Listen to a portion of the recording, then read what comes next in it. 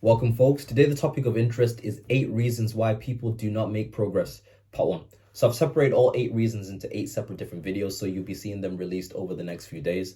Now, I can come at you with all 8 of these reasons because I've been all 8 of these reasons. So I've observed all of these in myself. I've observed them in people I know and people around, and I've observed it in people that I've coached.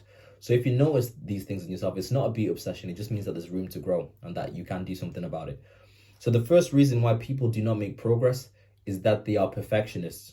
So when I say a perfectionist, you may be thinking, like, what's wrong with being a perfectionist? Like, what's wrong with wanting to have all your ducks in a row and preparing as best as you can? Now, there's a difference between preparing as best as you can and then the extreme of waiting for ideal circumstances before you make a move. And that's what most perfectionists are. You don't take action until everything is perfect. So you wait for ideal circumstances. You wait for the weather to be, nice and lovely before you set sail. Now, the problem with that is that when you have that attitude, you miss so many different opportunities, because the reality of life is that opportunities will always be presented to you in the form of inconvenience. It's never going to be ideal. You'll never be feeling 100% confident. Something's always going to be happening in your life when an opportunity arises. And if you think like, you know what, I've got to be fully ready, or, things have all got to be in order before I take this next step, that you'll miss it. You'll miss the opportunity. And I'll give you guys a good example. So one of my favorite rappers right now is Big Sean. So Big Sean, I just love the guy. The guy's even got me meditating. Like, he influenced me to start meditating as well.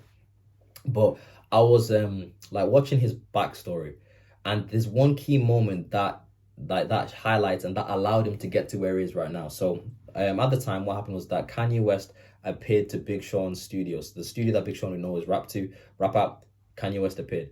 At the time, Big Sean was not at the studio. So the studio manager rings Big Sean. It's like, yo, Big Sean, Kanye West is in the studio. You need to get yourself here right now. So Big Sean drives across town to get to the studio. So he gets to the studio late. Kanye West has just finished wrapping up and Kanye West is on his way out. So Big Sean catches him on his way out. He's like, yo, Kanye West, please let me rap for you. Kanye West is like, yo, I gotta go. I got a plane to catch. I'm sorry, man, I ain't got the time. Big Sean is insistent. He's walking with him. He's insistent. Then he starts rapping for Kanye West. Kanye West stops. He listens to him. And later down the line, Big Sean gets signed. Can you see what I mean? That was an opportunity disguised in inconvenience. If you were waiting for like the ideal circumstances, you wait for when Kanye West has a lot of time. You think, Kanye West is in a rush. I'll probably wait for him when he has a little bit more time and rap for him. Right? But if you do that and you have that attitude and you don't grab things with both hands when they present themselves to you, regardless of how you feel, these opportunities will pass you by. Imagine he doesn't rap for Kanye West. Where would he end up? Would he be the Big Sean that we know today? Maybe, unlikely, but he grasped that opportunity because he wasn't waiting for perfect circumstances. Because when you really dissect perfectionism, what's really beneath it is the feeling of fear, right? You're a perfectionist because you're fearful. You're fearful of putting yourself out there. You're fearful of the consequences of taking the next step. You're fearful of failure, or you're fearful of your idea of what will come from failure. Right?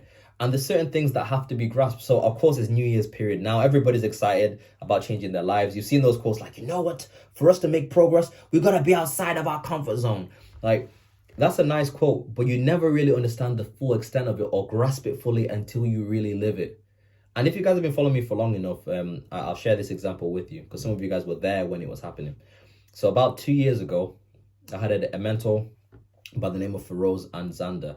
So they picked up on one of my weaknesses and one of my fears. And at the time, one of my biggest fears was asking for help. So for asking for things, I just didn't want to ask for help. So I was one of those guys who could be in a building and there'll be a fire and I'll still try to save myself before asking for help. You know what I'm saying? So like there's some good things that came from that, resilience, being able to, to do things on your own. But it's a major weakness because in life, you can't do things on your own. You're going to need help from other people. You're going to have to lean on your friends or lean on a mentor. But if you're unwilling, you won't make progress. So they picked up on that, like, Josh doesn't like asking for help. So they set us what we call comfort crushing challenges. So in a comfort crushing challenge, basically you'll be set a task that will push you outside of your comfort zone for the week. So what they did is they gave me a target of a certain number of people to ask for money without telling them why. So I'd ask around a certain number, I think it was like, I had to ask maybe 10 people for £5 without telling them why I wanted the £5. So there I was, I went through my contact list and I asked the different people, I asked them, yo, please can I have £5 without telling them why? And I sent them my bank details. And to my surprise, people just gave me money. They're just like, yep, take it. There's some people who said no, which is fine. But for that experience, that did a lot for me. Even I felt anxious. I was busy shaking after sending the message. I was thinking, what do they think? They probably think I'm broke. They probably think I'm not eating. Like literally, I was sending this message shaking. But it did a lot for me because once I'd done it and once I just leaned over my comfort zone at that time, it did a lot for me, man. It did a lot for my confidence. It built self-trust. It sharpened me. And the best thing that you can do for yourself is just to lean over your comfort zone. So you needn't be extreme and then like go all the way extreme way, like you're having a panic attack. But you just gotta do a little bit, just lean just a little bit over your comfort zone. And that's what's gonna grow, because once you do that, your comfort zone expands, right? And then once it expands, what was uncomfortable now becomes the norm, and then you can do more. You build self-confidence and you build self-trust, and you're better company for the people around you, because when you're doing that and when you're living like that, it empowers them to take action in the areas of their life that they need to do so they'll be inspired by you. But it starts off with you just taking that first step, pushing yourself outside that comfort zone, really really doing it, and then just experiencing that fear for a moment. That's what's going to bring growth, and that's what's going to change your life. And when you start doing that, you start picking up momentum, and then you can do more and you can do more, and then a year from now your life is completely different because you were willing to put yourself out there. Study the greats, they've all done it. So that's the idea for today, right? Don't be a perfectionist, right?